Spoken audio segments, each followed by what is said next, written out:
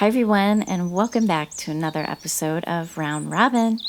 I'm your host, Tracy Preston, along with Christine Mulligan, Nina Mulligan, Angela Sinclair, Regina Lindsay, and of course, my husband, Todd Preston. Hey, everyone. Hey. Hey, y'all. Hey. Hello. What's up?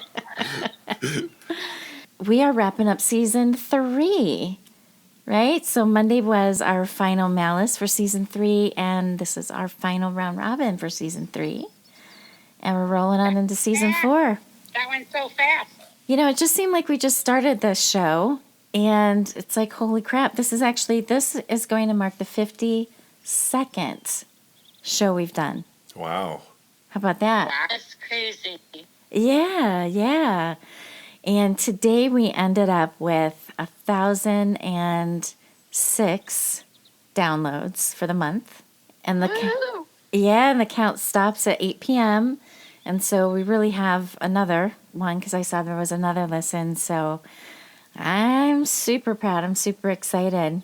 Oh, and it also marks the 4,352nd hour of editing. Oh my gosh. Right. Editing is an eternity. Yeah. Yeah, if I add up all that shit, that would be crazy. I'm feeling energized though. Like I'm a little tired, but feeling energized. I can't believe we're going into season 4. Yeah. And this is September 30th, which also means it's Todd's birthday. I'm the birthday boy. Yeah, the birthday. Happy birthday. Happy birthday. Today is your birthday. Na. Na.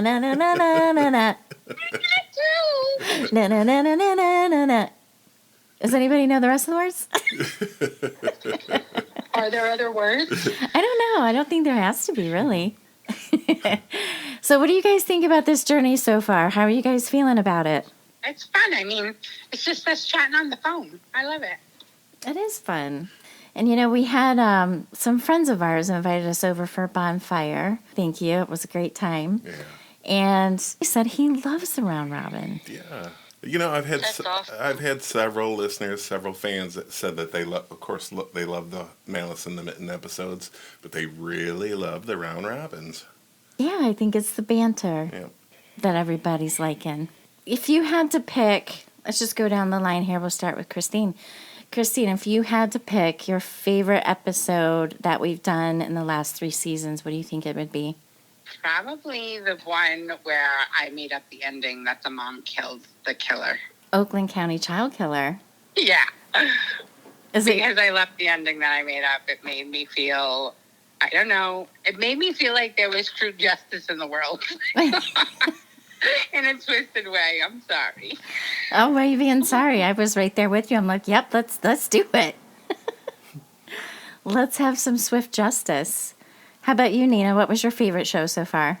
Okay, first of all, I have wine on board. So I don't recall their names except for Gwendolyn. I remember Gwendolyn. So I like that one about the nurses. Okay. Yeah. So we're killing the people. Yep. I'm going to say my favorite so far, I think is, well, I have 2. I like the Francine Hughes story, The Burning Bed, and then Kevin Bacon, as Christine likes to say, the delicious bacon. Angela, Regina, what do you guys got?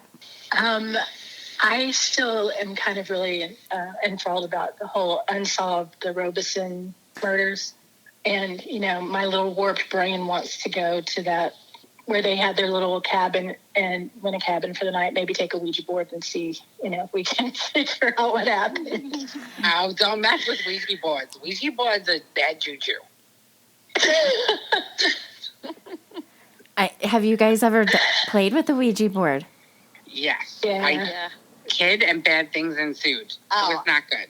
Well, I don't know. I don't think anything happened. I think it was just my friend moving it around. Someone was shifting the placard. So Planchette. The planchette. Correction. Yeah, it's called a planchette. I don't know. We lost the little brass. There's like a little brass nail that goes in the planchette that's supposed to, I guess, like conduct the psychic energy or whatever. And so ours was broken. It was fine. Nothing happened. I've never owned a Ouija board.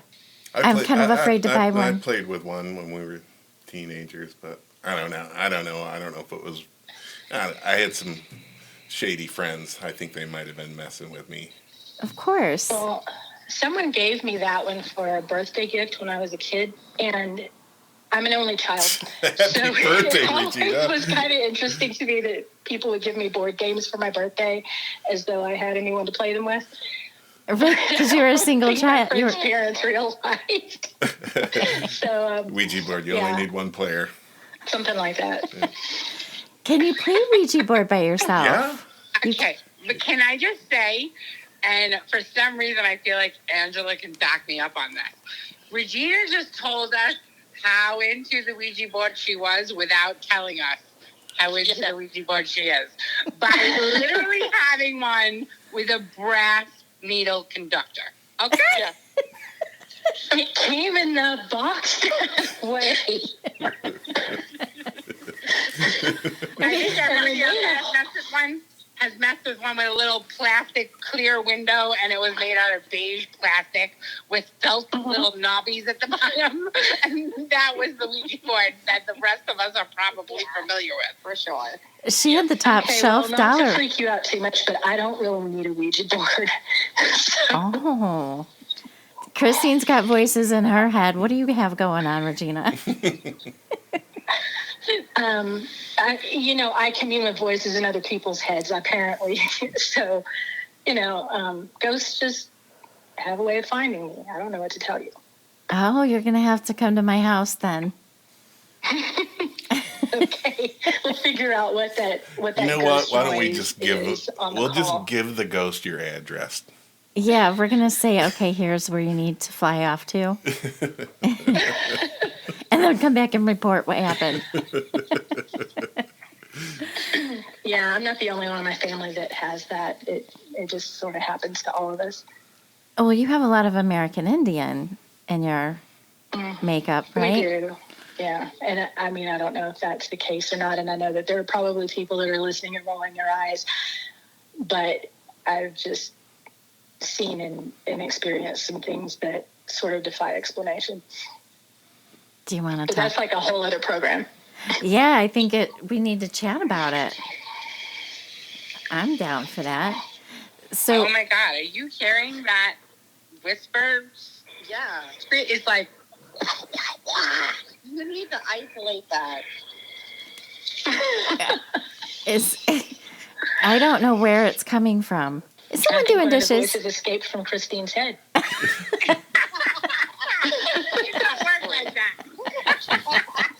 Only she can hear them. So, Christine, don't think I was going to let go what you said, the good and the bad with the Ouija board. I think you have to kind of give up some detail. All right. Well, when I was a teenager, early teens, I lived in New York. So I have learned throughout my years that people that are born and raised in New York in the 80s and the early 90s, we did things a lot sooner than the rest of the world. Anyway, so we were teenagers. We were playing with the Ouija board at one of my friends' houses. And we all had cars. We were like 15 and 16 years old. So we all had cars.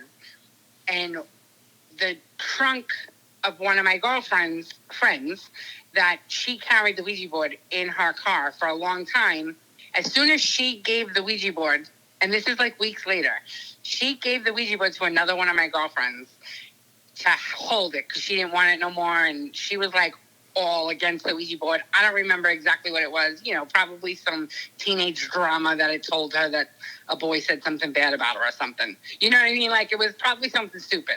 But the bad thing is that she was dissing the Ouija board. She got rid of the Ouija board, and we knew you couldn't throw it away. How did we know this? I don't know how we know this. We just knew this, just like you don't say Candyman 3 times. You know what I'm saying?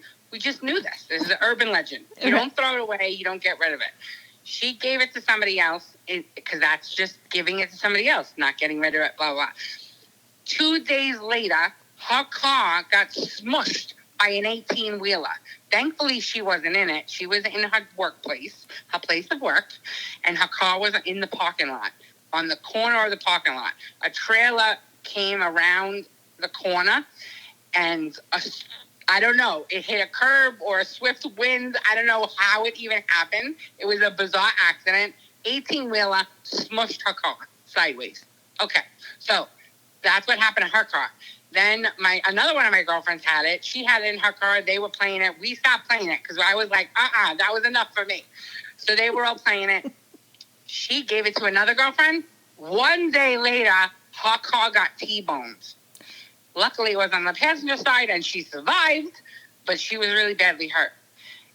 Wow. And I was like, that's it, 2 in a row. I was like, no way. That Ouija board's not coming near my area.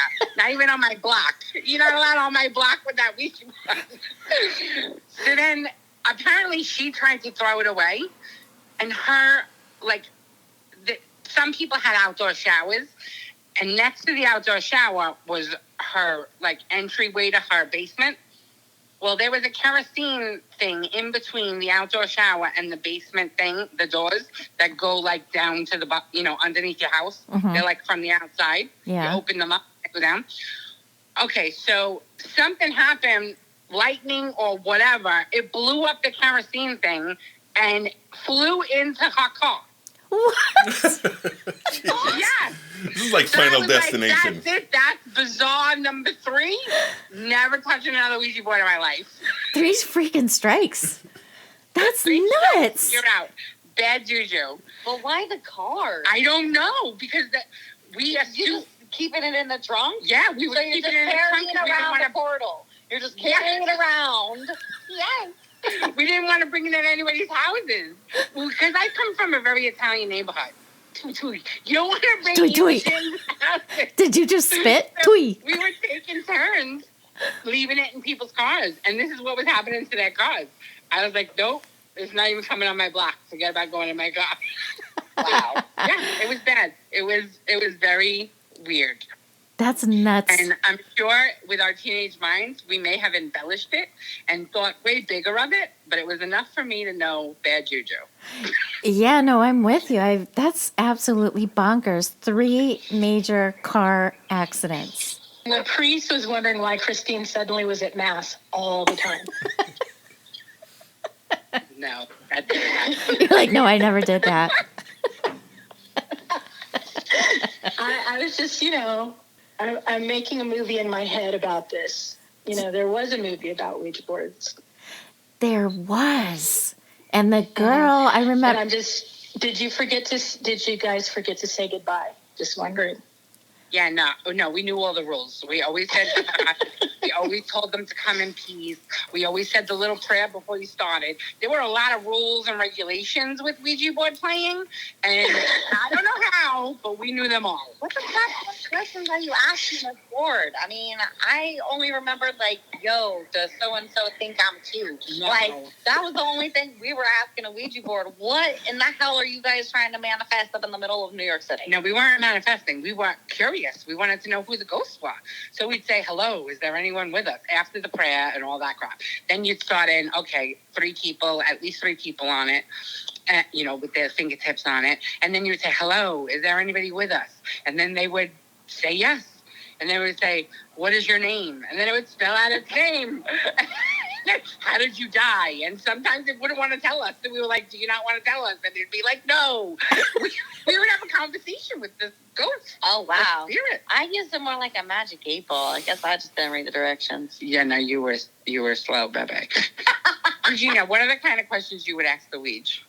I honestly don't remember. I was really, really young when somebody gave that to me as a game. And I really think what ended up happening to it is my grandmother found out that I had it and lost her shit. And it disappeared. What I want to know is what aunt and uncle gave you that damn Ouija board for your birthday? It wasn't an aunt and uncle. It was some friend's parent. So, I don't know, maybe they had used it and they were getting creeped out and they didn't want it in their house anymore and needed to get rid of it. Oh, you're going to Regina's 7th birthday party? Maybe one of Christine's friends mailed it. I don't know. It just showed up. Get that out of the garbage can and mail it. Where in the hell do they even make the Ouija board? Parker Brothers. Yeah, but what department? Would you want to be in that department? That seems like a really bad deal. Working on the Well, I night mean, it was the shift. same one that made like Annabelle and Right. the clown from Poltergeist. You know, that department. Yeah. Well, I don't know. If I brought a Ouija board and we all got together, would you guys play it? No. No? No. To be I honest, told you I don't need a Ouija board. that's true. That's true. I have to tell you, I did see one for sale, and I'm like, nope. Like, for a minute, I thought, yeah. But then I got kind of freaked out. I'm like, nope, let's leave this aisle. Not doing it. Not doing it. Have you seen there are like rugs that you can get for the floor? And I was like, that's great until the Roomba like summons a demon. You know? Can you imagine? Wait, there's a Ouija board cool rug? To look at, but then all of a sudden there's a portal. Yep. Oh my God, that is hysterical. Can you get that at Temu? Yeah, I don't know. It's like Ruggable or something like that. You've seen it. Yeah, oh yeah. No, that's dangerous. Yeah. That's too much. That's opening too many doors. That's inviting opening too many floors. things in. No, thank you. It's opening doors and floors. Angela, what are you doing? You're awful quiet. Oh, I'm just listening. It's funny. She's like, what kind of psycho outfit did I get myself a part of? She's stuck in it. It's more like, oh yeah, yep, been there, done that. Yep, Asking people. yep. So what are your experiences with the Ouija board, Angela? Well, I have never done them, but my children, when I was living in Marshall, wanted to play with their cousins. And I was like, okay. So they went and bought one, and they brought it home. And it's a very, very long story, but let's just say some really bad shit happened, and I got rid of it. We'll never have one in my house again. Is it? See? Is it? That's the thing, is because you knew it was coming from the board, right? Oh, yeah. Yeah, Oh, but yeah. they told you, when you have a Ouija board around, you just know it's coming from the board. I know that makes it sound like mental cases, but it's so true. So is it? I was downstairs when it all happened, and I could feel it, and I was like, what the fuck? So, yeah. Okay, so That's my experience. is it to the point where you don't want to talk about it, or do you want to share that crazy shit?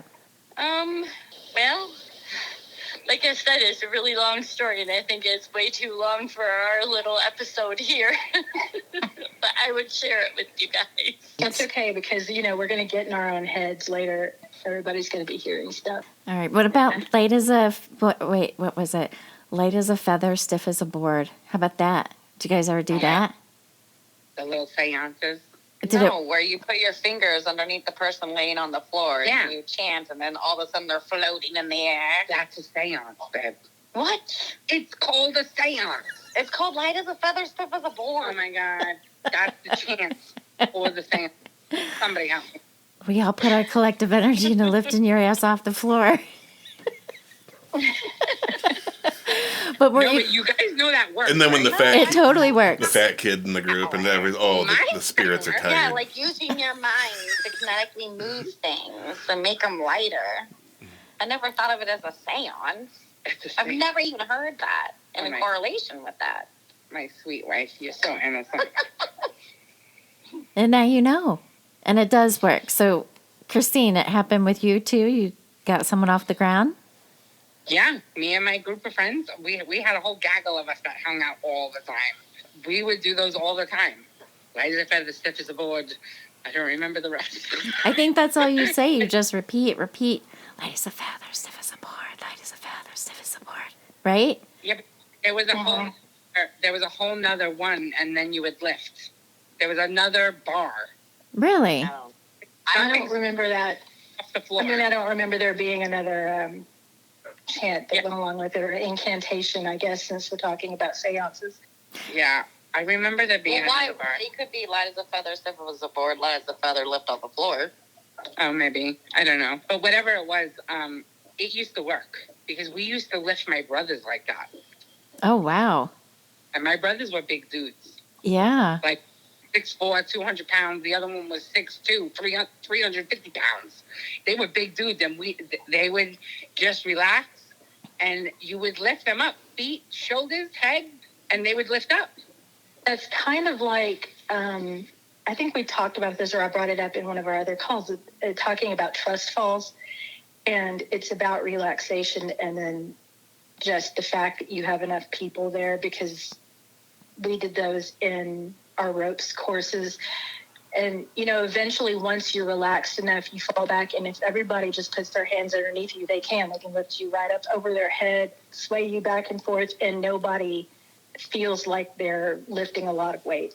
It was part of a team building thing that I did when I worked at a mortgage company a long time ago. But yeah, it works. Collective energy. But the person that you're lifting has to be completely relaxed, or it doesn't. Because once they get tense, they get heavier. Well, that's interesting. Maybe we should try that maybe we should try that team building exercise at our next meeting. Yeah, that's hysterical. A bunch of middle-aged women sitting on the floor trying to lift each other up. I'm gonna bust out a Ouija board and throw that bitch on the conference table. When is the raise finally coming? When is the raise? That bitch will spell out never. Never, ever. Well, tomorrow is October 1 already, you guys. I know, it's almost Halloween time. Yeah, so our neighbors all around us are decorating. And yeah, we got to get on the ball. But the other thing that Todd and I do every October is we have a slew of Halloween movies that we watch. What do you think? What is your favorite Halloween movie, hon? House of a Thousand Corpses. Have you guys ever seen that one? Yes. It's my favorite because it's downright ridiculous. It just really is. Yeah. These people, it's like most scary movies. The victims make themselves victims. All victims in the scary movies make themselves victims. Yeah. But I will say that, I've watched scary movies my entire life. Never alone, because, that's way too scary. I have to have at least one person. And if I have one person, then I'm totally cool. But you know how, like, in scary movies, like, a damsel is getting chased and she's always falling down. Like, always falling down. And I'm like, what in the hell? Why can't you just run? Blah, blah, blah. So way back in the day, Christine, remember Church Street Station? I think I've told you this story before. Yeah. Right? Church Street Station. And, well, I guess it's Orlando, not Kissimmee, right? Yeah, it's Orlando. Yeah. So they used to have like these really cool old-looking saloons, all wood, 2 stories, this and that. Well, it was Halloween Horror Nights. Is that what they used to call it? Yeah. Halloween Horror Nights back in the day even. And still at Halloween Horror Nights, only at that Universal now. Yeah. But anyway, so there was a haunted house on Church Street. And it's one where they get up really, really, really close to you, to the point where you think they're going to touch you, but they don't. And, they're like, you can't touch anybody, this and that, behave yourself, or you're going to get tossed out of here. I'm like, okay, whatever. So kind of going through, and it was a very scary haunted house because, they're just popping out of everywhere and get within an inch of you and they just stop. So, but at the end was Leatherface. And I was at the end of the line, or the second to the end. I was the second to the end in this line of friends that we had. We had a bunch of friends. We were going to a concert that got canceled. I think it was Jane's Addiction. Lollapalooza is what it was. And the stage sunk because there was like so much rain that had happened. So we ended up in Church Street. So anyway, we're going through. Second to the last person, Leatherface gets right up next to me and fires up that freaking chainsaw. I'm going to tell you right now, I ran so fast in place, I fell. And I couldn't get up. And I'm grabbing everybody around me trying to get up. I finally get up. I'm like, go, go, go. And I'm pushing, and this fucker chased me down the street. And I legit was bawling. I was so freaking scared. I've never been that scared in my entire life. Still, to this day, he chased me down the street. What the fuck? Okay, he guys. chased me down the street. Listen, though, here's a little history on Tracy. She'll be standing in the kitchen making food, and I'll walk in behind her, and she'll turn around and go, Jesus Christ! All I did was walk in. Yeah, but he walked in silent. All of a sudden, there's a 6-foot person standing there. I'm like, yo. I do that to Adam all the time. Lori does it to me all the time, too.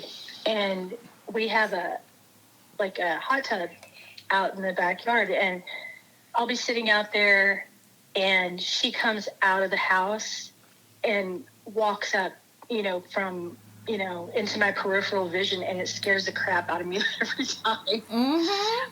But what's more interesting about that is that the first thing that happened when you got scared is that you started to run and you fell. Yeah. And we've been sitting here rolling our eyes at all these women in horror movies all this time. And we're no different. That's what I realized. And all of a sudden I felt really bad for thinking bad thoughts about these girls. I'm like, quit being such... What? You're being a victim. No. I don't do haunted houses. So I'm one of those weird people. I can watch horror movies, and most of the time, if they're ghost movies and stuff like that, they don't scare me that badly. The things that scared me growing up are the things that could actually happen. Kind of like the stuff that we talk about on the show generally. Yeah. But when I was in junior high school, a group of us went to a haunted house that was put on, of all things, by a church group. It was so bizarre.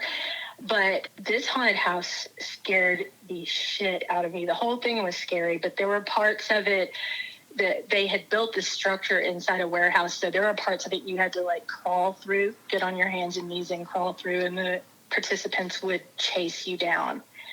I'm fairly certain I kicked somebody in the face during that, but I was so hysterical before we got through it that they actually just let me go. They were like, you know what, just give her a break, y'all let her out, and have not done one since.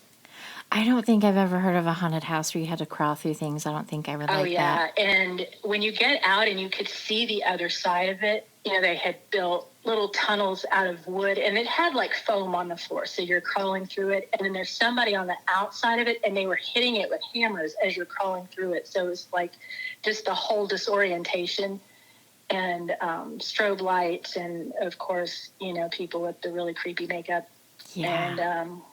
And afterward they did a little church sermon. It was quite bizarre, to be honest. They want to cleanse you after they've scared you. Pretty much, yeah. Now that you thought you were going to die, repent and be saved. Oh, yeah, we're here for you. Well, we were talking about the stories that, that we've done.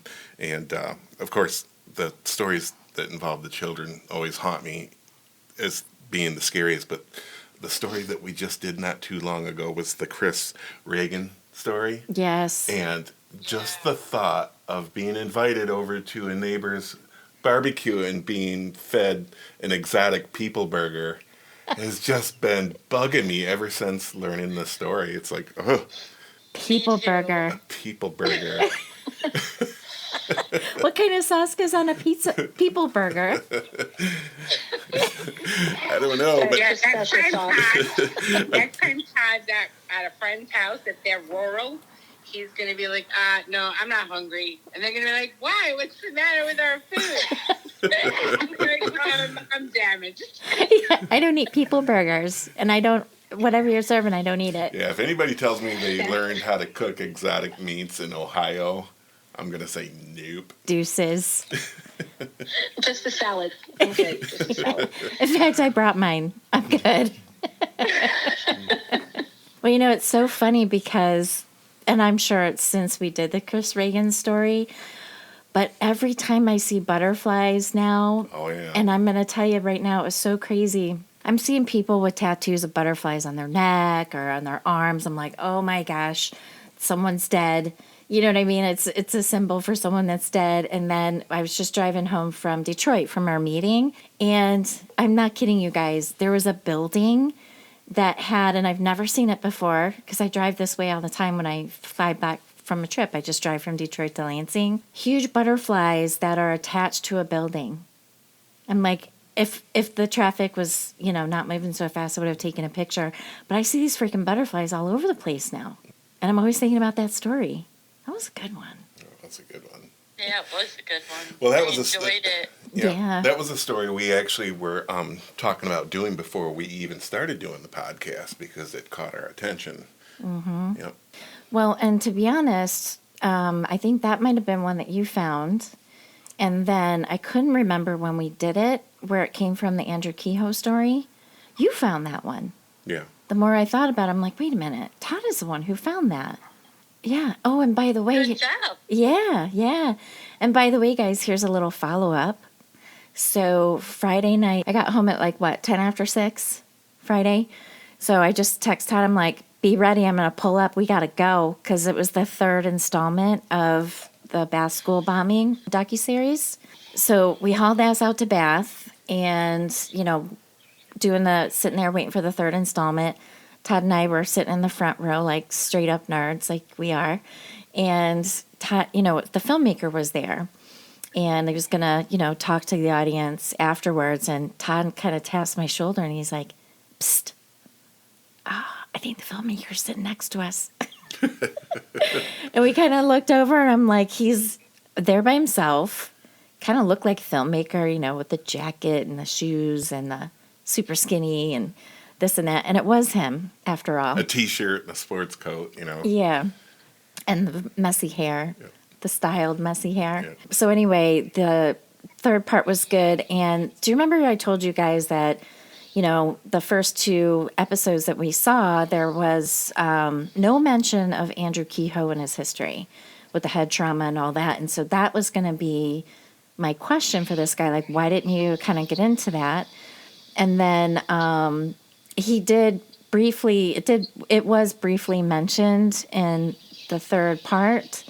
So anyway, afterwards, he sat up on the stage because the museum right now is actually like is it a junior high? It's a middle school. It's a middle school. Yeah. And so they have like the one far end of the school is the museum, and that's where like the stage is, like for plays and whatnot like that. So he's sitting up there just kind of being all relaxed and kind of talking to us and taking some questions from some of the people in the audience. And, because Todd was like, are you going to say anything? I'm like, nah. And then finally I'm like, yeah, I'm going to say something. So I had said to him, that I was glad that he finally brought it up, but I truly feel that that's why he did what he did, because when he was a young man, before he fell and had the head trauma, like, he was just a spoiled brat. He wasn't deviant or doing bad things or mean things to people. And I got to tell you, it made him really uncomfortable, because I was telling him, that that I'm a critical care nurse, that I've done a podcast on this show, and then I brought that up, and he was like all uncomfortable, moving around, kind of looking around, and did not want to dive into it at all. A lot of That's it. crazy. You would think he would want to. Well, Yeah. I think a lot of his reaction to it was because of the people of the community are there, and he didn't want to seem like he was making excuses. Well, it's not an excuse. It's a Or cause. sympathetic toward him. It's not an excuse, but it's a cause, But the people in the community, they just, and rightfully so, Andrew Kehoe is just straight up an evil person. Kehoe? Kehoe. Kehoe? Who's Kehoe? Oh, hon. All right, edit that shit out. Maybe he felt like you were being critical, or maybe he hadn't thought about it. He didn't really know how to respond. Yeah, because he brought I up... don't think people who don't do what we do for a living, necessarily their head goes there. That's true. Well, maybe he'll think about that the next time he does a story, damn it. Get all the angles. Because he did bring up Tecumseh, where he came from, and I'm like, okay. It's Tecumseh. Ki-hoo. There's an L up in here. Children. Yes, darling. I'm sorry, but that was funny. It was funny. Yeah. So anyway, I just wanted to share that with you guys. He said about, 12 to 18 months, and they're hoping to get it out worldwide through streaming services, and it was really good. Yeah. And he did do a really good job making the film too, and there was key moments where it was very emotional. Yeah. There were several people in the audience crying.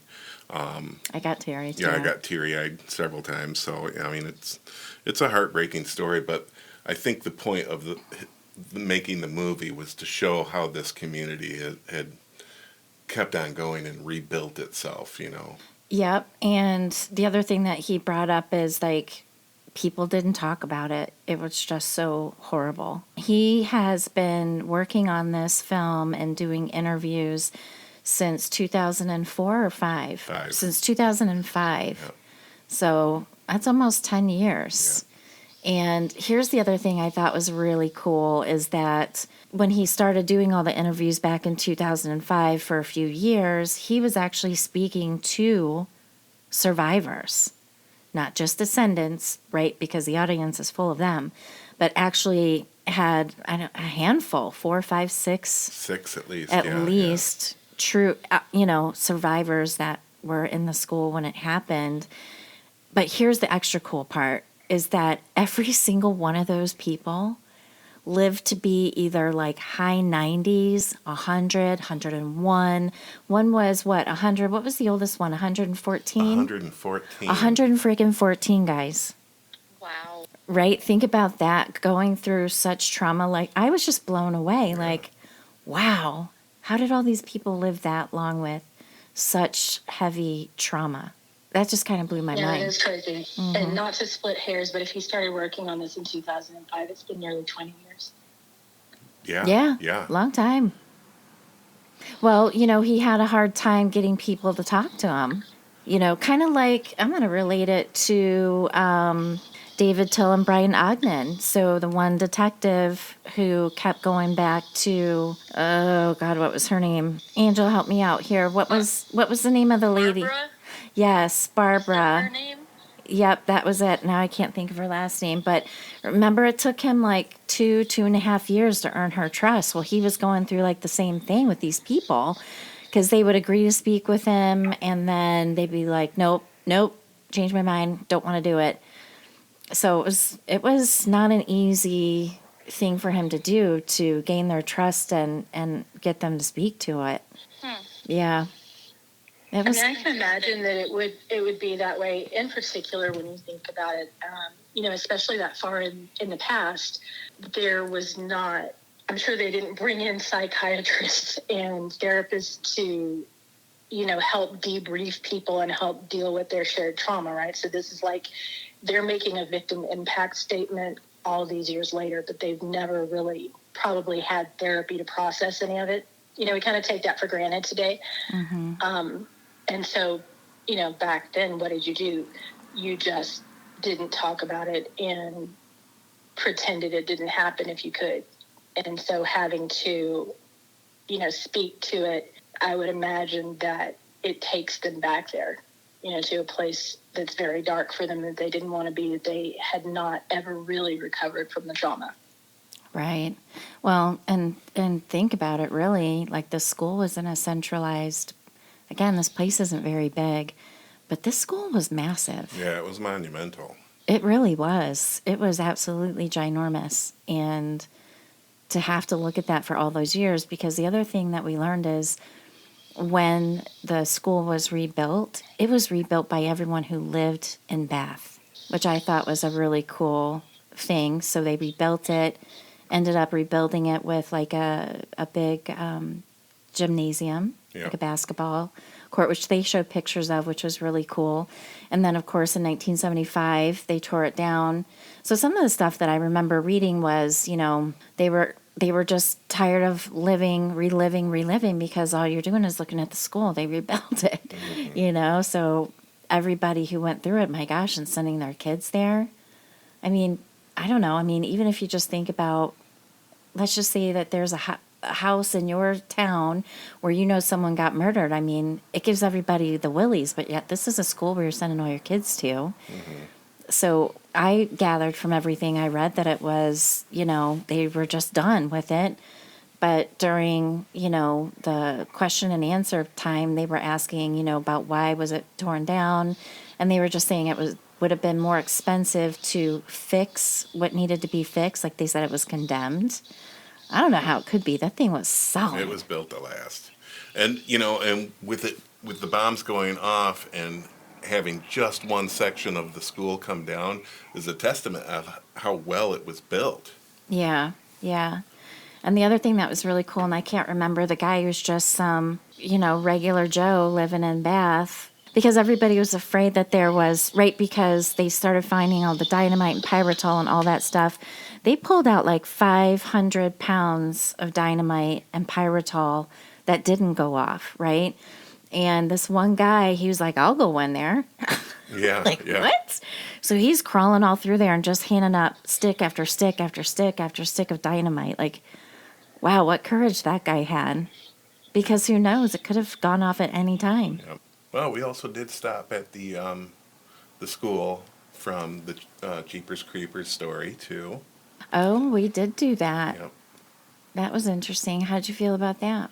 I thought it was very interesting, but Haley had a hard time with it because we had my daughter with us, and she's really sensitive, and she just kind of had an unnerved feeling about it. So, and we never told her about it. She didn't know anything about the story. Yeah, we actually were down. We had just crossed the Indiana-Michigan border, and we went antiquing with Todd's parents.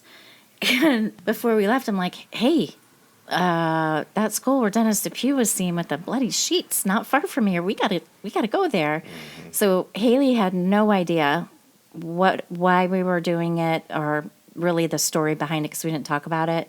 She didn't get out of the car, but I'm running all over the place taking pictures, and it's really sad because there's graffiti everywhere. The side of the school where they had like the big, oil tank, gas tank for heating, that's no longer there. But we walked around the whole place, and then Haley just said what did she say? She just said she felt something she said she saw something in the window. Yeah. Actually. Yeah, so that was fun. We did that. And that whole story came from Tabin Rice. Tabin Rice. He likes the show. Yeah. So along those lines, do you think that the people of Bath, felt that energy too coming from the school had something to do with why they tore it down? Could be. Could be. There's a lot. Kind of like in the movie The Sixth Sense when the kid's talking about, he's seeing the ghosts of people that were killed when that school had been like a courthouse or something, and they had hanged people. I feel like when you have that kind of mass casualty situation and that many souls that are abruptly taken, that there has to be some kind of, psychic energy that hangs around there. Yeah, I absolutely believe that's a possibility. Well, only, a couple teachers were killed in the initial bombing. And then, more casualties, of course. The superintendent Hike. Oh, Andrew Kehoe, of course. A couple of adults. But yeah, I mean, what was it? We didn't include him in the numbers. 44? Yeah, yep. I think it was. That's a lot of energy at that place. So what are your guys' favorite Halloween things to do? Does anybody have any traditional things that they do during the Halloween season? Nowadays, but my kids are all grown and Halloween is boring. I like to I like to get all the big candy bars. I get a lot of big candy bars. And I sit out in my driveway. I set it all up, with lanterns and all that. And I sit out in my driveway. I'm in a neighborhood that likes to do the hours. So there's only 5 hours that they allow them to trick or treat in my neighborhood, which is kind of, but whatever. It makes it easier to just be out there and sit out there. So I make a whole night of it and watch all the kids parade up and down the blocks, and I'm handing them out candy, and they get so excited. And I usually have a beverage also. I'll have juice boxes for the kids, and then I have adult beverages for the adults while they're walking around the streets. You make them a cocktail. I usually, it's in a can, or one time we made Jell-O shots. Oh. Those were a big hit. Yeah, we made a crap ton of Jell-O shots, and I had many, many repeat visits that year. We're going back to the Mulligans. Wait a second. Have you been here before? Nope. Nope. Wasn't me. Yeah, it's funny. We get a kick out of it because the kids will want another candy bar too, and their parents will be like, no, just for me. This is for me. Yeah, you go to that house across the street. I'll be there. One sec. Exactly. What about you, Regina or Angela? Do you guys, Angela, you're way out in the country. I don't imagine you probably get a lot of kids out there. No, we just moved out to the country last year. We were in Battle Creek, but there wasn't any trick-or-treaters. But I really enjoyed taking my girls around Olivet, and there was a family there, friends of our family, that they handed out candy and the adult beverages for the adults, which was wonderful.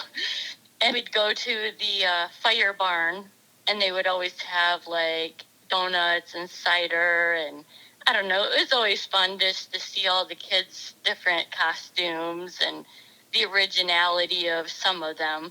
That was it for me. I haven't really done a whole lot since then. Handed out candy at my cousin's house in Charlotte a couple of years ago and dressed up as a plague doctor and scared the living shit out of most of the kids, and it was great. I love that. Halloween is my favorite holiday. Yeah, mine too. Mine too. Yeah. Back in the day, I did enjoy going around with my kids, and then one of my best friends growing up, her house, it was kind of the running joke that what we did on weekends was just sit in her garage and drink beer and act stupid. But, so her husband would cook chili, and, the kids would come around and we would pass out candy. Nowadays, there's a resort that Lori and I go to, and they have a pretty good Halloween party. So we usually do that, and some of the couples that come, sometimes they do group costumes, a group of people. And so we'll go to the club on Friday night. Usually we all dress up kind of the same. So last year, for example, it was witches. So we all, had our little coven going on and took a lot of pictures. And then the next night was a Halloween costume contest. And just the amount of detail and thought and planning that went into some of these costumes was just insane. This couple came in last year that were dressed as the characters from Avatar, and they legit spent 5 hours airbrushing one another and had the tail and the braids and the ears, the whole thing. That's cool. And they didn't win. Really? It just tells you how crazy it gets. But so we do that, but then, since Halloween is usually not on the weekend, my youngest is on the autism spectrum. She's in her 20s now, and she loves to come over and get dressed up, and she likes to be the one handing out the candy. She gets all excited when kids come to the door, and she gets to pass out the candy. Aw, that's fun. Yeah. That's cool. Yeah, I love, a couple of years ago, because we get real dressed up, and of course we do a lot of decorations outside, and Todd's gearing up because this year we're doing what, hun? We're Vikings. We're dead Vikings. I'm going to be Odin. You're going to be a Valkyrie. Yeah. So, but yeah, there'll be some dead Vikings around. Yeah.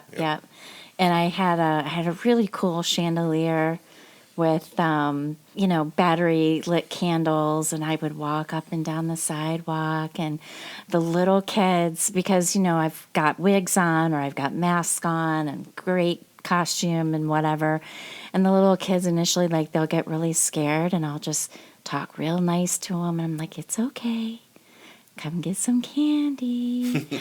And then it's just to see their faces. Their eyes get so big, and I just love it. It's just so fun. Yep. It's a fun time. And back during the COVID period, and we had to figure out how we were going to be able to deal with trick-or-treaters, because of social distancing. And I came up with this sweet candy chute that went all the way down the stairs from our porch. Yeah, how many feet was that? Like 10 feet? Yeah, it was like 10 feet long, and then at the very end it had like a skeleton head with its mouth open, so the candy would shoot out the skeleton's mouth. Yep. So that was cool. We'd fling that candy down that chute. Bam! And it was always scare the little kids. We're like, it's coming, be ready. It's like a freaking torpedo of candy coming at you. I was living in a townhome then, in like a 3-story townhome that had a terrace. So it was sort of like Mardi Gras. We just like chucked it from the balcony. Oh, that's fun. But yeah, my mother loves Halloween too, and she always has done pretty elaborate makeup. She's not a makeup artist, but she's an artist. And she painted herself up, like did this witch makeup one year that was so frightening that kids would cross the street and not walk past her. She was scaring everybody so badly. They're like, nope. She also had a really, really realistic full head, like demon or devil mask one time. And solicitors kept coming to her door, and she was getting aggravated by it. And so one time she put the mask on to open the door. And they took off running across the yard. That is a great trick. Comical. That's a great trick. I said no soliciting, damn it. I want to say it may or may not have been some Mormon kids from church at that time. So I don't know. She's like, I got just the thing for you. And just kept always coming to the door. And I want to say that she had already told them several times, please stop coming. I already go to church.